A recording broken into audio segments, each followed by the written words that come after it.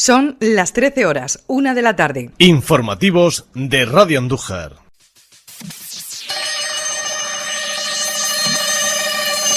Fuente Sorda, un espacio de los servicios informativos de Radio Andújar. Escribe y presenta Juan Parras. ¿Qué tal, señoras, señores? Bienvenidos. Buenas tardes.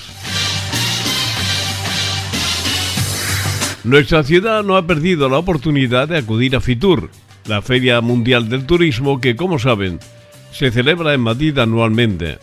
En esta ocasión, una vez superada oficialmente la pandemia, con más interés aún, ya que era necesario recuperar el trabajo realizado años atrás. El hecho de que Andújar acuda a eventos de esta importancia se justifica cuando, como ha ocurrido ahora, los profesionales de la hostelería que tienen sus negocios ubicados en los alrededores del Parque Natural nos han hecho llegar los resultados económicos de sus explotaciones del año pasado, que califican de muy bueno, tanto en cuanto han superado ampliamente incluso los años de prepandemia. Estar en el lugar y en el momento adecuado siempre resulta efectivo y Fitur y Tierra Adentro, además de formar parte del programa de turismo de interior de la Diputación Provincial, está demostrado que reúnen las características idóneas para, desde sus diferentes plataformas, enviar al mundo del turismo las bondades de nuestro parque natural, nuestros monumentos o nuestra cocina, entre otras posibilidades, porque son muchas y todas ligadas a lo natural. El trabajo que se desarrolla por parte de los técnicos de nuestro ayuntamiento se basa fundamentalmente en mostrar a los profesionales del sector, que son quienes controlan las agencias de viaje de todo el mundo, nuestro patrimonio, particularidades, idiosincrasia, historia, naturaleza, paisajes, y a la vista está que al menos hasta ahora se ha venido realizando bien si nos atenemos a los resultados a los que nos referíamos antes. A estas alturas, nadie duda que el turismo es un fenómeno social que mueve anualmente miles de millones y que países como el nuestro basan parte de su economía en este mercado. Hasta ahora, lo de estar ubicados junto al mar era por sí mismo suficiente reclamo para atraer a visitantes y muy especialmente a los veraneantes. Pero la tendencia cambió en favor del turismo cultural y natural, y de ahí que nuestra ciudad juegue un importante papel, a lo que debemos añadir que estamos en el centro geográfico de la comunidad autónoma, a menos de 40 kilómetros de la capital de la provincia, de dos ciudades patrimonio de la humanidad como son Baeza y Úbeda, y que anualmente convocamos la fiesta más mariana del país en el Parque Natural de más biodiversidad de Europa. Aceptando que no siempre se ha sabido manejar semejante patrimonio, que hemos ido cayendo en los mismos errores de siempre, que lo de dejar en manos de la providencia nuestro futuro es evidente que nos ha servido de poco, decidir en favor de profesionalizar la gestión turística y la cultural lo entenderíamos como una decisión inteligente y consecuente. Como hemos dicho en otras ocasiones, Andújar demanda la ayuda de quienes puedan auparla donde merece por su peso específico en la historia. Sin embargo, hacerlo desde las buenas intenciones y la disposición incondicional de quienes no conocen este mercado y lo atienden porque forma parte de sus muchas obligaciones, como demostrado está, supone una pérdida de tiempo absurda. Si alguien cree que Úbeda o Baeza reciben por miles a quienes acuden a recorrerla porque sí, además de no tener ni idea de cómo funciona el turismo cultural, es evidente que debe echarse a un lado y dejar paso a quienes por estudios y experiencia alcanzarían niveles aceptables de visitantes. Un ejemplo de dinámica turista cultural son Arjona y Porcuna, dos ciudades próximas que han sabido comunicar con el exterior su potencial histórico y que especialmente los fines de semana sus visitantes se cuentan por cientos. El hecho de que, por ejemplo, nuestro territorio albergue un patrimonio romano que, a decir de los entendidos, es de enorme valor y que siga ahí a la espera del milagro que lo recupere, dimensiona la realidad en la que nos desenvolvemos. Algo parecido ocurre con las vías pecuarias o veredas reales que permeabilizan el parque natural en manos de propietarios influyentes que hasta ahora mantienen su negativa de que nadie recorra lo que ellos entienden que es suyo, aunque saben que una reclamación formal y justificada judicialmente acabaría con su rechazo. Del patrimonio romano, por lo que nos han contado los historiadores que hasta aquí han venido, su valor es incalculable. De lo segundo, habilitar esos caminos atraería a quienes disfrutan con el senderismo y lo natural. ¿seremos capaces de recuperarlos y ponerlos en valor? Con esa duda, señoras y señores, nos quedamos. Hasta mañana, buenas tardes. Hola, ¿qué tal? Muy buenas tardes. Gracias, señoras y señores, por su compañía. Comenzamos con la información aquí en Radio Andújar, haciendo un repaso en titulares. Alberto Puig nos habla de las medidas que plantea la plataforma de familiares afectados COVID Residencias Andalucía y hace hincapié en que la pandemia no ha finalizado. Hablaremos de los puntos del primer pleno ordinario de la Corporación Municipal de 2023, que tendrá lugar mañana. Diputación pide la participación ciudadana en la elaboración del Plan Provincial de Lucha contra el Cambio Climático. La consejera Carolina España recuerda que los ayuntamientos de Jaén recibirán 46,6 millones de financiación incondicionada, Patrica, un 9% del total de Andalucía. La Guardia Civil detiene a un varón como presunto autor de 6 delitos de hurto de aceituna en Lopera. Moreno apuesta porque la Junta y los ayuntamientos sean aliados en la búsqueda de soluciones y tengan una colaboración fluida y leal. Y en la agenda del día, hoy se presenta una edición más de Andújar Flamenca, se lo contamos. Como les decíamos, nuestra compañera Paqui Esteban ha hablado en una entrevista con otro compañero de esta casa de Radio Andújar, Alberto Puig, miembro de la plataforma de familiares afectados COVID Residencias Andalucía, sobre algo que ya le contábamos la semana pasada, y es que se siguen produciendo contagios en las residencias y también muertes por COVID-19, y hacía hincapié además en que la Organización Mundial de la Salud no ha decretado que haya acabado la pandemia. Lo escuchamos. La pandemia como tal no ha acabado. De hecho, no había una declaración de final de la pandemia, ¿no? Las pandemias se inauguran entre comillas, ¿no? Porque la OMS decide por la parte de los datos que se comienza la pandemia y cesa la pandemia cuando la OMS entiende que los datos son suficientemente buenos como para que se cierre ese ciclo, ¿no? La pandemia como tal no ha acabado, pero que encima además en España, yo siempre insisto, ya que cada vez que tengo la ocasión, que no el goteo de muertes, es que el número de muertes por COVID sigue siendo, para aquellos que somos profesionales de la prevención ambiental o de la salud, de la sanidad, de distintas facetas del cuidado de nuestro entorno y de nuestra vida, sigue siendo bastante importante y bastante llamativo. Es cierto que acontecimientos como la guerra de Ucrania, la crisis energética, la fatiga pandémica hace que ya no se hable de eso, pero hay datos bastante interesantes, sobre todo que estamos viviendo una época donde hay un exceso de muertes, el famoso estudio estadístico MOMO que lleva el Instituto Nacional de Estadística, donde se ve que hay un exceso de muertes que sigue estando ahí, en este año 2022. Achacable al COVID, achacable a otra enfermedad respiratoria, achacable a lo que no se ha atendido, a enfermedades crónicas que ahora mismo surgen como muertes, achacable a qué causa, ¿no? Una de ellas, evidentemente, es que el COVID sigue matando, ¿no?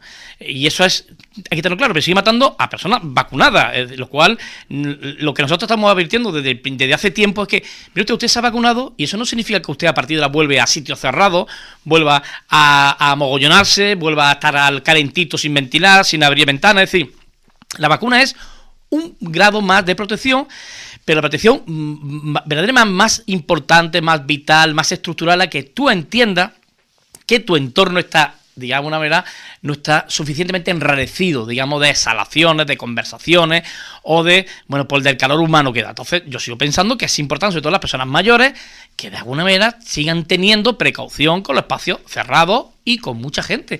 Es que eso no se nos puede olvidar, pero no por el COVID, sino por el COVID, por la gripe, por los virus, por otro virus respiratorio, es decir, todas las enfermedades respiratorias de los últimos 30 años para acá, que han subido de una forma extraordinaria, porque han ido aparejadas al exceso de confortabilidad climática, se nos ha olvidado que el exceso de confortabilidad climática, digo exceso, no confort climático, sino el exceso, es decir, la ventana cerrada, el aire acondicionado puesto, estoy calentito, pero eso significa que al final tú estás caldeando un espacio cerrado, un espacio con presencia de gente, y estamos hablando de hospitales, y estamos hablando de residencias, estamos hablando de sitios públicos, y estamos hablando de dormitorios de las personas mayores y salones de personas mayores, estamos hablando de eso. Bueno, pues vale, yo estoy vacunado, pero tengo que seguir teniendo cuidado con eso. Y después, si quieren, la mascarilla, ¿vale? Que es lo que llevo diciendo desde hace 2 años.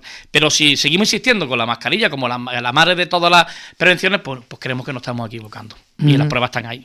Evidentemente, ahí queríamos llegar, las pruebas están ahí. Cuéntame ahora qué pasa con las residencias, que de nuevo lleva a hacer comunicados, a hacer preguntas y a esperar respuestas. Esto es que aburre, Paqui, esto aburre, cansa, es decir, el problema es el siguiente, es decir, cuando somos muy pocos los profesionales que estamos insistiendo en que la ecuación lugares cerrados con personas vulnerables de más de 70 años con vacuna solo no se puede cubrir, digamos, o por lo menos prevenir. Cuando estamos insistiendo en eso, que hay que aplicar otra serie de medidas estructurales, entre ellas, evidentemente, insisto, la ventilación o la climatización con renovación, es decir, que hay muchas maneras, o la climatización con filtración, pero también, de alguna manera, cambiar el paradigma, cambiar la metodología de trabajo con personas mayores en lugares cerrados. Residencias, pero también hospitales, centros de día, hay que cambiar el concepto. ¿Y cómo se cambia ese concepto? Pues de alguna manera haciendo que las personas mayores se relacionen en espacios más abiertos, acudan a las zonas jardinadas, ampliando y sobre todo incrementando el ratio de trabajadores. Es fundamental, si hay un solo trabajador para 30 abuelos, evidentemente al final ese trabajador, quiera o no quiera, puede ser un vector de transmisión de enfermedades de un abuelo a otro abuelo, porque una persona que está sobresaturada, sobreexpuesta y que genera de alguna manera cadena de transmisión, y la culpa no es del trabajador, no, para nada, que encima un trabajador que trabaja mucho, bien, y encima cobra poco, ¿no? La culpa es que el sistema no termina de entender que los sitios cerrados y con personas vulnerables es un lugar fantástico para que todas las enfermedades, no solamente el COVID, se ceben en esas personas mayores. Y si las personas mayores van a la residencia porque los familiares entendemos que no podemos atenderlo en casa convenientemente bien, lo que no podemos es meterlo en un sitio donde su expectativa de vida sean menores que los que pueden tener en mi casa, a sabiendas que en mi casa lo puedo atender mal y de forma irregular. Si va a una residencia, para que de alguna manera su expectativa de vida vayan más allá de lo que se le puede ofrecer en casa. Insisto, hay que cambiar el paradigma de la residencia, pero no porque toque ahora, sino porque ahora mismo aproximadamente el 4,2% de las personas de más de 65 años están institucionalizados en residencia, pero es que aquellos que nos están escuchando, y nosotros dos que estamos en esta mesa, seguramente tendremos que acudir al sistema de residencia en los próximos 15 o 20 años, y las estimaciones son que en torno entre el 15 y el 20% de las personas que ahora tenemos entre 45 y 60 años, vamos a estar en una residencia dentro de 15 o 20 años. Nada más que por egoísmo nuestro, tenemos que seguir peleando. Bueno, ¿habéis llevado este planteamiento, estas preguntas, esta queja, dónde? Lo hemos planteado en el Parlamento andaluz. Ya hemos estado 2 veces reunidos con los grupos políticos, la última vez con el grupo del Grupo Partido Popular y con el grupo del Partido Socialista y de Andalucía. Hay que decirlo con atención, nos han tratado con atención, nos han tratado con atención, con cariño, con afecto, y eso es muy importante, ¿vale? Eso es muy importante porque venimos de trayectorias vitales donde, bueno, pues yo estoy peleando en esto porque mi madre, como ya conocen los que me escuchan, los que me conocen, falleció en una residencia en Andújar de COVID, y yo entiendo que además de colapso de asistencia y de mala gestión, es decir, de ambas cosas, pero como esos son pues centenares o miles de casos en Andalucía y en España. Pero a lo que iba, en Andalucía, el Parlamento andaluz se nos está empezando a escuchar, y eso ya es importante. El problema es que de escuchar a dar los pasos de la gestión es donde nos estamos atrancando, ¿no? Bueno, seguimos ahí con una vía de contacto con el Partido Popular, que es quien gobierna la comunidad andaluza, tanto a nivel legislativo como a nivel ejecutivo, y estamos tratando de hacer llevar nuestras propuestas, que no son propuestas revisionistas, ni son propuestas de alguna manera de apuntar con el dedo qué se hizo mal o dejó de hacerse bien en la pandemia. No, se trata de vamos a ver qué errores se han cometido durante la pandemia, porque se han cometido errores en Andalucía y en el Estado y las comunidades autónomas en la gestión de la pandemia, que parece mentira, que parece ser que con la llegada de la vacuna ya se acabó la pandemia y ya lo hemos hecho todo magníficamente. No, ha habido errores graves de gestión a todos los niveles, y además no un tema ideológico, a todos los niveles, ¿no? Y entre ellos, algunos profesionales de la sanidad o la de prevención ambiental, como el que habla, lo ha denunciado en varias ocasiones. Pero en relación con la residencia estamos insistiendo en la Junta de Andalucía que tiene que cambiar, esto estoy diciendo, el sistema, el paradigma, y eso al fin y al cabo es vamos a ver cómo lo hacemos, y a lo mejor no a corto plazo, pero a medio plazo, pero a corto plazo se pueden hacer cosas impresionantes, como estoy diciendo. ¿Por qué no cambiamos el sistema de climatización o ventilación de la residencia? ¿Por qué no obligamos a la residencia a que se conviva en espacio abierto? ¿Por qué no obligamos a la residencia a que ya empiece a tener de manera obligatoria personal médico en la residencia? Porque todavía no hay obligación de personal médico en la residencia. ¿Por qué no subimos los sueldos de esos trabajadores y esos auxiliares geriátricos? Porque necesitan sentirse bien pagados, porque están haciendo una labor alucinantemente importante para nuestros mayores y para nosotros. Esos son los cambios. Cuidado, también es importante, también hacemos un guiño a las patronales. Las patronales se están quejando de que lo que cobran por usuario es muy poco. Y es cierto que es poco. Entonces, bueno, no hagamos de todo esto maximalismo, ¿no? Las patronales malas en este caso el Estado bueno. No. En este trabajo estamos todos vinculados. Familiares, patronal, el Estado, la Junta de Andalucía, los ayuntamientos y la sociedad. Le estamos pidiendo a la Junta de Andalucía que incremente el coste de cada puesto, cada usuario, lo que le cuesta a la Junta de Andalucía, que tiene que pagar esas residencias, porque las residencias lo están pidiendo. Porque es la única manera de que le podamos exigir a esas residencias, que algunas de ellas son privadas porque están en manos de grandes corporaciones económicas, pero algunas son privadas porque están en manos de organizaciones religiosas o en manos pues, de cooperativas. Es decir, no todo lo privado es negativo, ¿no? Ni todo lo público es maravilloso. Es decir, nosotros lo que estamos defendiendo que la gestión tire hacia lo público, ¿no? Porque entendemos que la gestión pública tiene un poquito más de cercanía con los problemas. Entendemos que es así, pero si la gestión que se hace una empresa privada tiene una gestión sostenible, razonable, ambientalmente creíble y financieramente, digamos, evaluable, bendito sea esa gestión, mientras al final conduzca a los objetivos que estamos persiguiendo. No estamos aquí, desde un punto de vista ideológico, los miembros de la plataforma de afectados COVID Residencia de Andalucía, para nada. Estamos diciendo que se cambie el sistema y la gestión, porque la pandemia no ha hecho nada más que saltar y acelerar lo que era un proceso de deterioro que ya se estaba viendo por todos lados.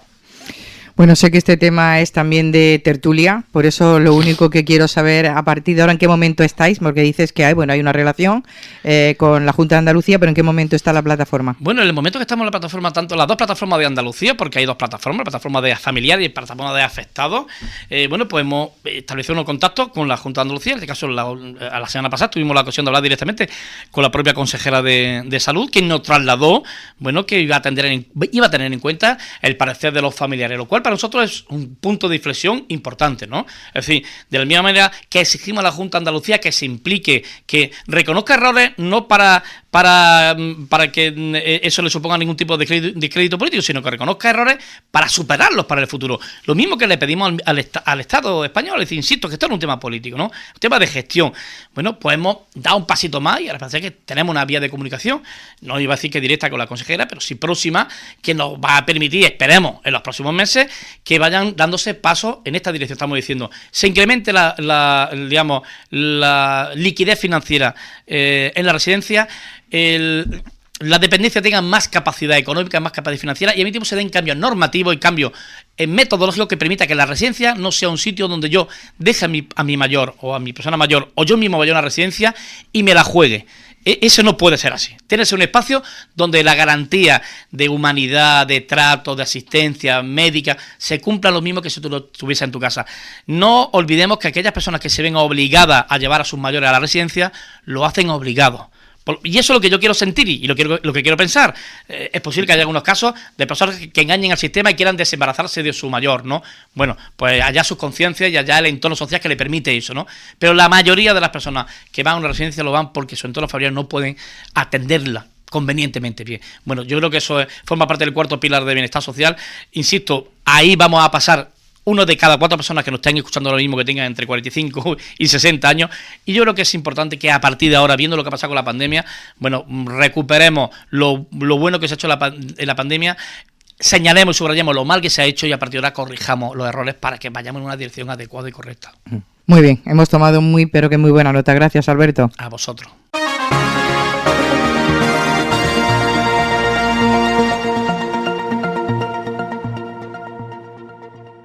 Más cosas. La Corporación Municipal del Ayuntamiento de Andújar celebrará mañana miércoles el primer pleno ordinario de 2023, en el que se abordarán asuntos como, por ejemplo, la aprobación definitiva del lema como símbolo de expresión verbal muy noble, muy leal y muy mariana ciudad de Andújar.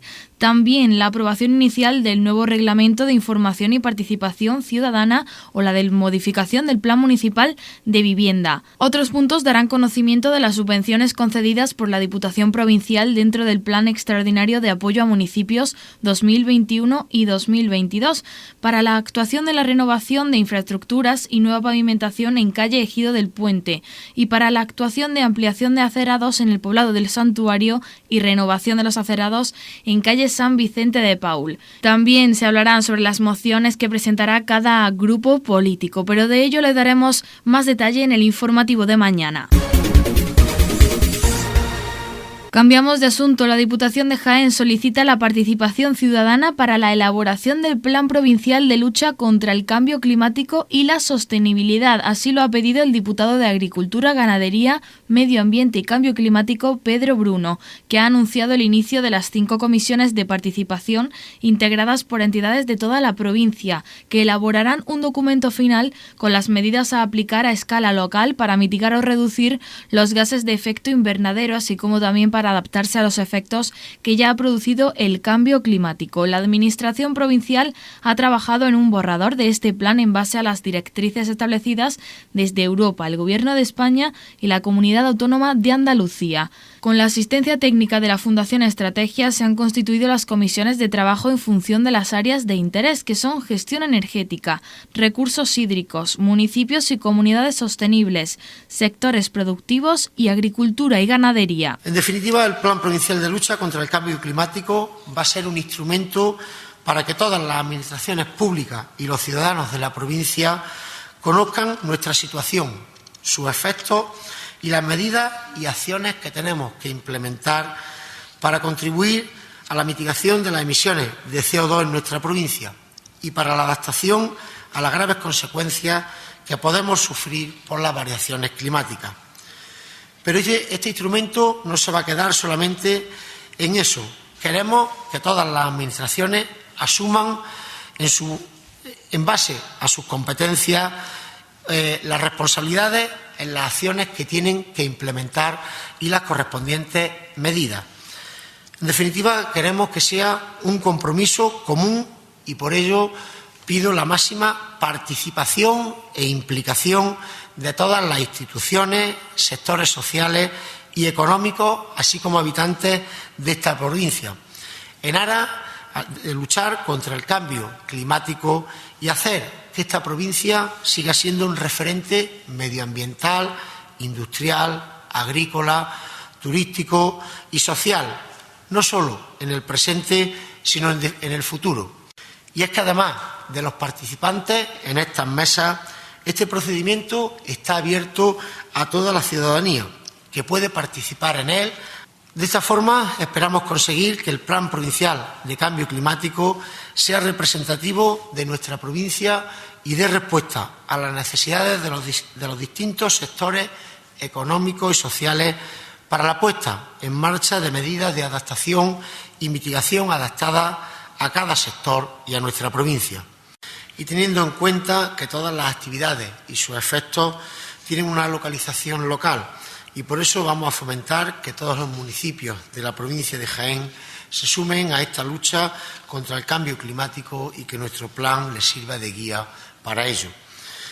Porque el cambio climático constituye una emergencia mundial que va más allá de fronteras nacionales. La Unión Europea declaró la emergencia climática y nuestro país se sumó a esta declaración en enero del año 2020.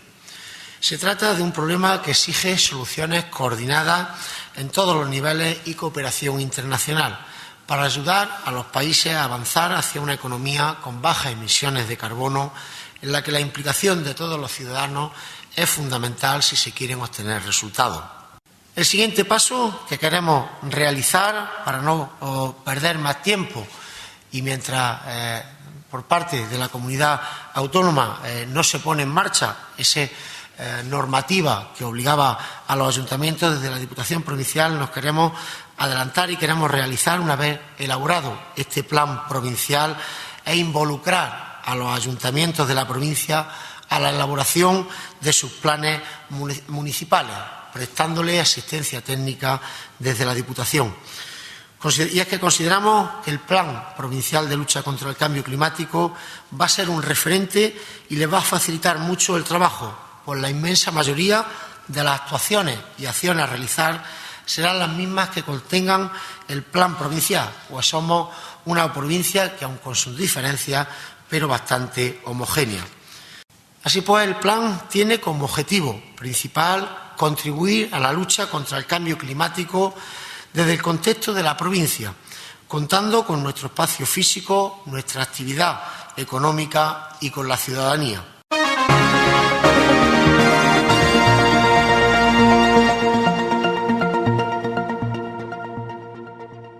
Más noticias. La consejera de Economía, Hacienda y Fondos Europeos, Carolina España, ha destacado este lunes en Jaén que los ayuntamientos de la provincia recibirán en 2023 un total de 46,65 millones de euros de financiación incondicionada PATRICA, participación en los tributos de la comunidad autónoma.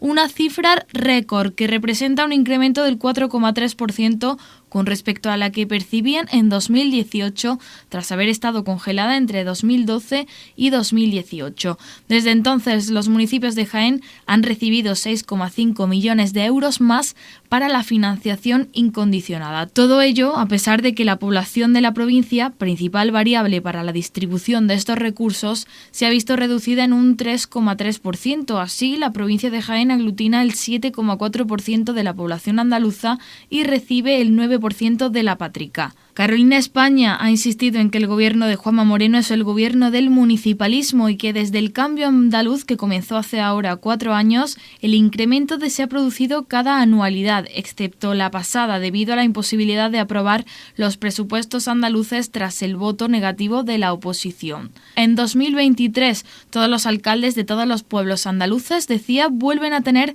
más recursos para sus municipios y ha hecho hincapié en que nunca antes los ayuntamientos dispusieron de tantos recursos incondicionados. Además, la consejera explicaba que otra señal más del apoyo a las entidades locales por parte de la Junta ha sido la reducción en más de un 93% de la deuda que la Junta de Andalucía mantenía con estas y que pasó de 180 millones en 2018 a 12 millones en octubre de este año pasado. En la provincia de Jaén, desde diciembre de 2018 hasta los últimos datos, que como les decimos son de octubre de 2022, la Junta de Andalucía, en su compromiso con las entidades locales, ha pasado de tener una posición global deudora con la Diputación Provincial y los municipios jiennenses de 25,5 millones de euros a 397.299 euros de deuda, es decir, que ha experimentado una reducción de un 98,45% respecto a 2018. En otro orden de cosas, le contamos que la Guardia Civil, concretamente componentes del equipo Roca de Andújar, auxiliados por componentes del puesto de la Guardia Civil de Lopera, han detenido a un vecino de Montoro, de Córdoba, de 28 años de edad, como presunto autor de delitos de hurto, 6 en concreto, de hurto de aceituna de vuelo. Todos los hurtos se cometieron en el paraje denominado Valcargado, término municipal de Lopera. La investigación se inició tras recibir el puesto de Lopera varias denuncias por hurtos de aceituna, por lo que además de intensificar servicios, el equipo Roca de Andújar inició las gestiones oportunas.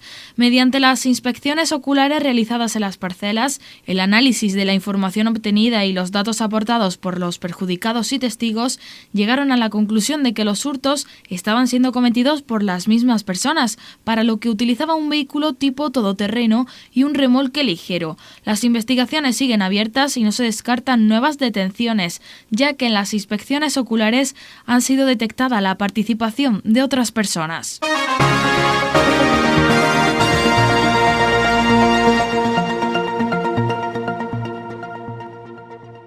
Y más cosas que les contamos. El presidente de la Junta de Andalucía, Juanma Moreno, se ha marcado como objetivo para esta legislatura que la Junta y los ayuntamientos sean aliados en la búsqueda de soluciones y de potenciar la relación que hasta ahora ha existido entre ellos, haciendo un esfuerzo por que la colaboración y la cooperación sea más fluida, intensa y leal. De este modo ha mostrado una vez más su absoluta disposición para abordar las reformas que sean necesarias, también en aquellos asuntos que dependen de la Administración Nacional, donde, según ha dicho, le gustaría ir de la mano y que Andalucía tuviese una voz fuerte, clara y unitaria.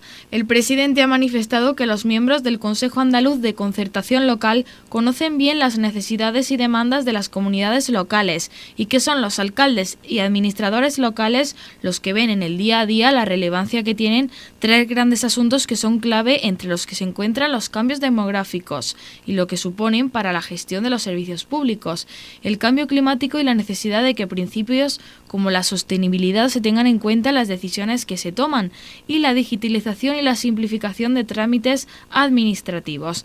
Decía el presidente que estos 3 grandes retos son complicados de abordar en un territorio tan extenso y diverso como es Andalucía, pero que también son 3 grandes oportunidades para diseñar los proyectos de futuro e impulsar medidas reformistas en la prestación de servicios públicos, en el bienestar de los andaluces y en la creación de condiciones para mejorar el empleo y el emprendimiento. Moreno reiteraba que la cercanía y el diálogo son fundamentales para llegar a acuerdos en beneficio de los andaluces y ha destacado que es la primera vez que un presidente de la Junta recibe a este Consejo de Concertación Local que se constituyó hace ya unos 15 años.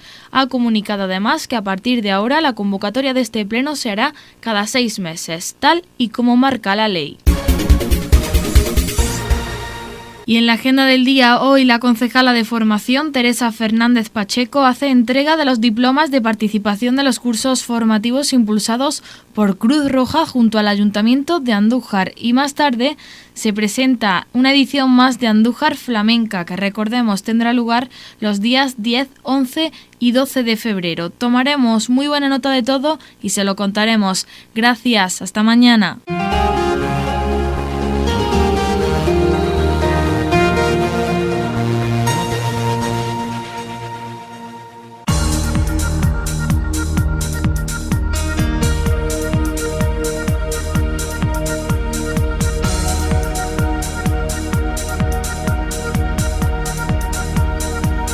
Radio Andújar, profesionales al servicio de la información.